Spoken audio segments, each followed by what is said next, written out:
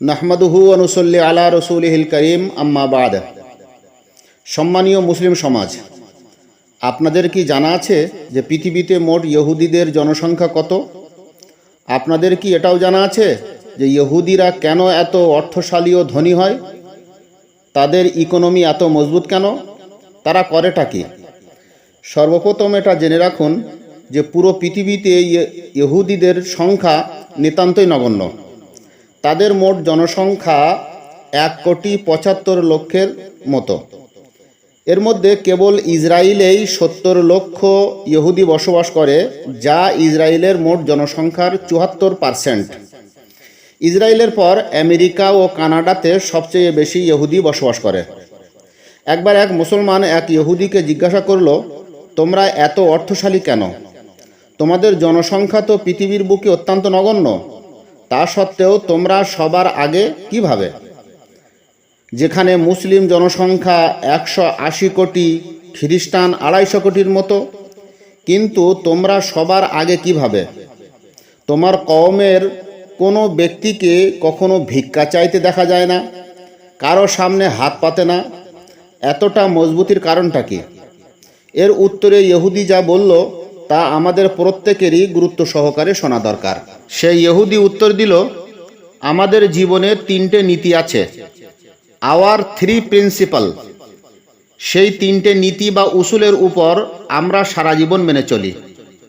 নম্বর 1, আমরা উচ্চশিক্ষা ও উন্নত শিক্ষায় খুব গুরুত্ব দিয়ে থাকি। হায়ার এডুকেশন আমাদের জীবনের প্রধান লক্ষ্য বা টার্গেট থাকে, তাই সে যত কষ্টসাধ্য করেই হোক না কেন। নম্বর 2, আমরা নিজেদের বাচ্চাদের ছোট বয়স থেকে ব্যবসা করা, বিজনেস করা শেখাই। চাকরি করার তুলনায় বিজনেসকে আমরা বেশি গুরুত্ব দিয়ে থাকি। নম্বর 3, আমরা ইহুদিরা একে অপরের সাপোর্ট করে থাকি। আপোষের মধ্যে সুসম্পর্ক, মানবতা ও সহিষ্ণুতা বজায় রাখি, একে অন্যের বিপদে পাশে দাঁড়াই। তাই সে পৃথিবীর যে কোনো জায়গার হোক না কেন, যে কোনো দেশের হোক না কেন। তারপর সেই ইহুদি যা কথা বলল তা আরও আশ্চর্যের। সে বলল, জানেন আমরা এই শিক্ষা কোত্থেকে নিয়েছি? আমরা এই শিক্ষা কোরআন ও তোমাদের নবীজির জীবনী থেকেই নিয়েছি। সুতরাং কোরআন পাকে লক্ষ্য করলে বোঝা যায়, সর্বপ্রথম আল্লাহ পাক নবীজির উপর যে আয়াত অবতীর্ণ করেন, সূরা আলাকের প্রথম আয়াত, ইকরা বিসমি রব্বিকাল্লাযী খলাক, অর্থাৎ পড়ো সেই প্রভুর নামে যিনি তোমাকে সৃষ্টি করেছেন।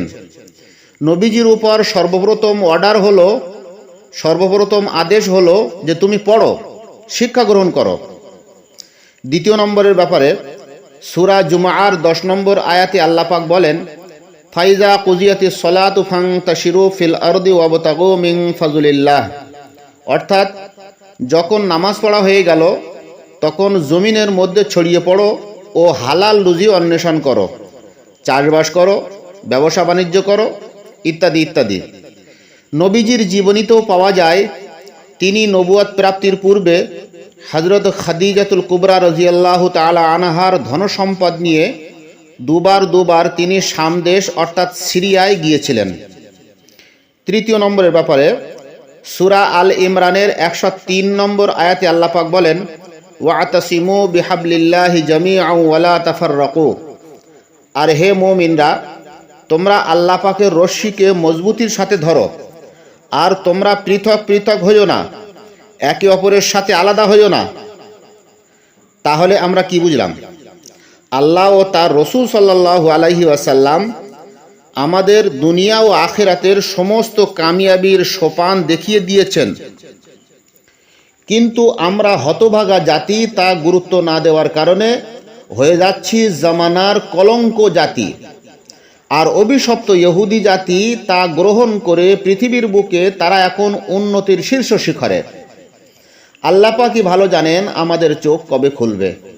ওয়া আখিরু দাওয়ানা আনিল হামদুলিল্লাহি রাব্বিল আলামিন।